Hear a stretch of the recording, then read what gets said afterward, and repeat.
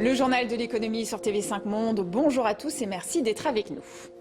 En France, la taxe soda sera-t-elle bientôt élargie aux produits transformés? L'objectif est de compenser les dépenses de la sécurité sociale engendrées par ces plats trop sucrés et mauvais pour la santé.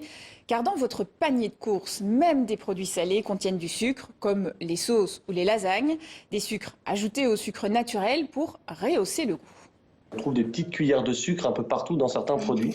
Et sur ce type de produit-là, il y a vraiment une marge de manœuvre pour enlever ce sucre. Et du coup, ce type de taxe peut inciter les industriels à supprimer le sucre. Et là, c'est plutôt une bonne chose et plutôt un bon outil. Mais les industriels ne seraient pas obligés de jouer le jeu et ils pourraient chercher à compenser ces taxes en réduisant la taille de leurs produits, en choisissant des ingrédients moins chers ou en augmentant leur prix. Autre mesure à l'étude, la taxe déjà existante sur les sodas et les boissons sucrées pourrait-elle augmenter? L'année dernière, elle a rapporté 500 millions d'euros reversés directement à l'assurance maladie. Fiscalité toujours, faut-il taxer les milliardaires? C'est en tout cas ce que propose l'Observatoire européen de la fiscalité.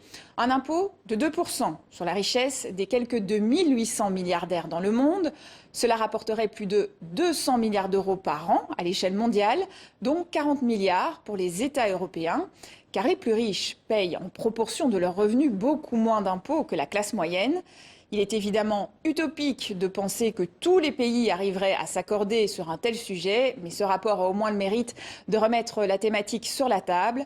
Pour le prix Nobel d'économie Joseph Stiglitz, ces recettes sont tout simplement indispensables pour permettre au gouvernement d'investir dans l'éducation, la santé, les infrastructures ou encore la technologie.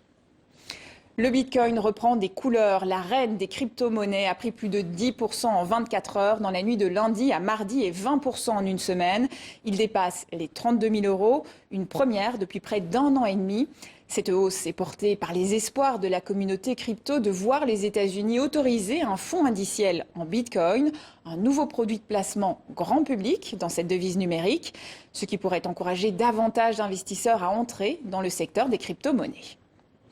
Valence tire le bilan de la semaine de travail de 4 jours. Pendant un mois, au printemps, les habitants de la ville espagnole sont passés en semaine courte, du mardi au vendredi. Eh bien, cette expérience pilote a réduit la pollution et rempli les bars et restaurants, mais elle a vidé les commerces.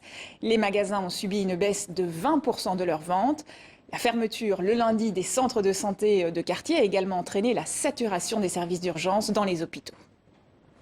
Et c'est la fin du journal de l'économie. Merci à vous pour votre fidélité. Excellente suite de programme sur TV5 Monde.